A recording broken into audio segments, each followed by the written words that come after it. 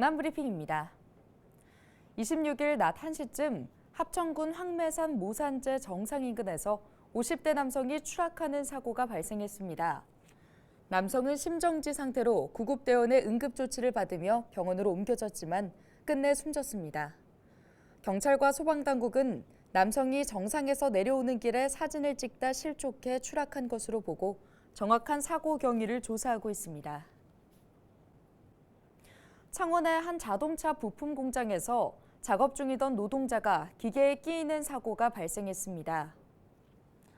지난 24일 오후 7시 40분쯤 창원시 성산구의 한 자동차 부품 공장에서 57세 A씨는 산업용 로봇 기계에 끼인 채 발견됐습니다. A씨는 의식이 없는 상태로 병원에 이송됐으며 현재도 의식이 없는 것으로 알려졌습니다. 경찰은 현장 관계자들을 상대로 구체적인 사고 경위를 조사하고 있습니다. 26일 아침 8시쯤 통영시 가왕도 인근에서 조업 중 기관실에 물이 차 침수되던 2톤급 어선이 구조됐습니다. 통영해경은 신고를 받고 경비함과 구조정을 급파해 선원 2명을 구조했으며 인명피해는 없었습니다. 어선은 배수 작업으로 기관실에 찬 물을 빼내고 인근 대포항으로 이동됐습니다. 최근 기온이 크게 떨어지면서 국내 독감 환자가 빠르게 증가하고 있습니다. A형 독감 유행 확산세가 거세기 때문인데요. 질병관리청 자료를 보면 지난 5일부터 11일 사이 외래 환자 1000명당 독감 의심 증상을 보이는 환자 수는 32명으로 지난해 같은 기간 대비 3배나 증가했습니다. 이렇게 독감 환자가 급증해 항바이러스제 수요가 증가하다 보니 정부는 최근 비축해둔 항바이러스제 25만 명분을 즉시 풀기도 했습니다. 추운 겨울철에 기승을 부리는 독감이 올해는 유행 시기가 다소 빨라진 것으로 보입니다. 빨라진 독감 유행에 어떻게 대처해야 할까요? 독감이 의심될 경우 반드시 병원을 찾아 적시에 치료받는 게 가장 중요하고 독감 치료를 위해 타미플루를 복용할 경우 반드시 그 복용법을 지켜야 효과가 있습니다. 타미플루는 하루 2번씩 5일간 총 10번을 빠뜨리지 않고 복용해야 합니다. 중간에 복용을 중단할 경우 내성이 발생하거나 합병증으로 고생할 수 있으니 주의하셔야겠습니다. 사전 예방 역시 중요한 시점인데요. 가장 효과적인 예방접종은 물론 철저한 개인 위생 관리와 균형적인 영양 섭취로 면역력 저하를 막는 게 중요해 보입니다.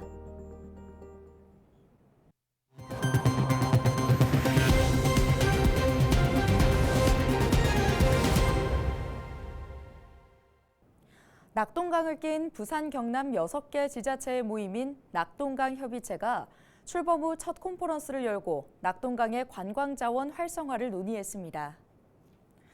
이번 대토론회에는 6곳의 지자체장과 전문가 등 200여 명이 참석했으며 강연과 주제 발표, 토론을 통해 낙동강이 가진 무한한 가능성과 비전을 공유했습니다.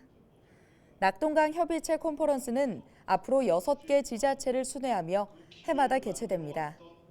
한편 낙동강 협의체는 내년 초 법정기구인 낙동강 협의회로 새롭게 출범해 공동협력을 이어간다는 계획입니다.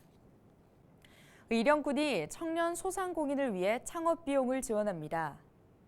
청년 소상공인 창업 지원 사업은 청년들에게 창업 비용을 지원해 일자리 창출과 의령군 정착을 유도하기 위해 시행되는 사업인데요. 대상은 만 18세에서 49세의 청년으로 선정 심사를 거쳐 점포 설치와 인테리어 비용 등 창업에 드는 경비 중 최대 80%를 지원합니다. 모집은 오는 30일까지며 자세한 사항은 의령군청 소멸위기대응추진단으로 문의하면 됩니다. 김해시와 창원시가 고향사랑기부제 활성화를 위해 합동 홍보 활동을 벌입니다. 이를 위해 김해시 혁신경제국장과 창원시 기획조정실장은 23일 각 도시를 응원하는 피켓을 들어 시작을 알렸습니다. 두 기관은 앞으로 양 도시의 시청과 대학, 기관을 찾아 공동으로 우수담례품 전시와 현장 기부 행사 등을 펼치며 고향사랑 기부 참여를 알리게 됩니다. 지금까지 경남 브리핑이었습니다.